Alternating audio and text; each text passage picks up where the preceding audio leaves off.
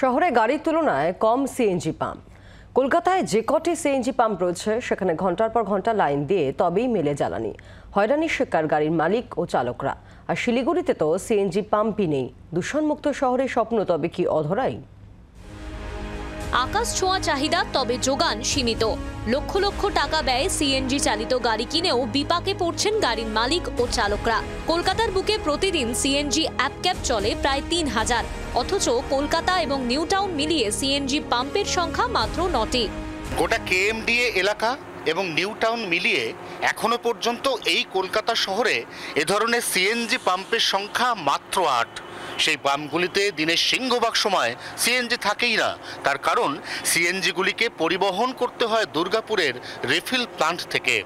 দুর্গাপুর থেকে অনেক সময় সিএনজি সময় মতো এসে পৌঁছয়, অনেক সময় এসে পৌঁছয় না। যেমন এই মুহূর্তে যে পাম্পে দাঁড়িয়ে রয়েছি সেখানে সিএনজি এসে পৌঁছয়নি। ঠিক সেই কারণেই সিএনজি পাম্প আছে, কিন্তু সেই পাম্প সম্পূর্ণ খাঁ করছে। বিপরীত ছবিও দেখা যাচ্ছে কোনো কোনো সিএনজি পাম্পে, যেখানে সবেমাত্র সিএনজি এসে পৌঁছেছে এবং সেই সিএনজি ভরার জন্য ঠিক এরকম যেরকম দুপাশের ছবিতে দেখা যাচ্ছে গাড়ির লম্বা লাইন। সেই লাইন কোথায় শুরু আর কোথায় শেষ তারও কোনো ইয়ত্তা মেলে না সিংহভাগ সময়। সিএনজির বদলে তিনি তার গাড়িতে অল্টারনেটিভ ফুয়েল অর্থাৎ পেট্রোলে গাড়িটি চালানো বেশি প্রেফার করেন, কারণ তার গাড়িটি তার কাছে জীবন এবং জীবিকা রক্ষার একমাত্র উপায়। সিএনজির যোগান কবে থেকে শহরে স্বাভাবিক হবে তা নিয়ে সন্দিহান অনেকেই। তবে উল্টো কথা শোনালেন বেঙ্গল গ্যাস কোম্পানির সিইও।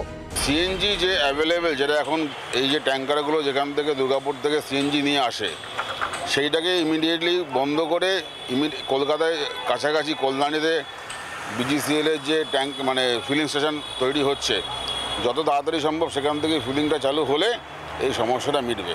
এই মুহূর্তে কোনো দিশা নেই, কারণ যতক্ষণ না কল্যাণীর বটলিং প্ল্যান্টটা কার্যকরী হবে, সিএনজি লাইনটা যতক্ষণ না আসতে পারবে, শুধুমাত্র গ্যাসকেট দিয়ে টেম্পোরারি সলিউশন হলেও সেই সলিউশন কখনোই সাফিসিয়েন্ট হবে না। সাফিসিয়েন্ট পরিমাণে সিএনজি কিছুতেই রাজ্য সরকার পারছে না করতে, কারণ ওরা গ্যাসকেটে করে সিএনজি আনছে, পাইপলাইনটা তৈরি করতে পারছে না। একটা জায়গায় পাইপলাইন 1 কিলোমিটারের মতো রাস্তায় আটকে আছে রাজনৈতিক জটে। সেই জট খুলে না দিলে, যদি কল্যাণীতে সাফিসিয়েন্ট সিএনজি না আসে, তাহলে পরে এখন যেটা 20,000 সিএনজি আসছে ইউনিট ওয়াইজ, কিন্তু রিকোয়ারমেন্ট আছে 40,000-এর ওপর। আমাদের পরিকল্পনা অনুযায়ী আমরা জানুয়ারির শেষ দিকে আমাদের কলকাতা গ্রেটার কলকাতা এরিয়ার মধ্যেই মাদার স্টেশন তৈরি করে ফেলব এবং আমার ধারণা তারপরে সিএনজি সরবরাহটা অনেকটাই বাড়বে এবং এই যে জ্যাম বা লম্বা কিউ দিয়ে আমাদের কাস্টমারদের, আমাদের গাড়ি চালকদের অপেক্ষা করতে হচ্ছে, সেটা কমে যাবে। কলকাতায় হাতে গোনা সিএনজি স্টেশন, তবে শিলিগুড়িতে তাও নেই। কিন্তু শিলিগুড়িতে নেই, দীর্ঘদিনের দাবি শিলিগুড়িবাসীর, বাট সিএনজি নেই।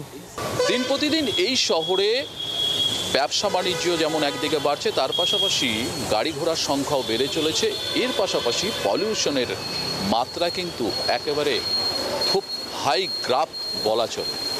তারপরেও সিএনজির কোনো স্টেশন নেই।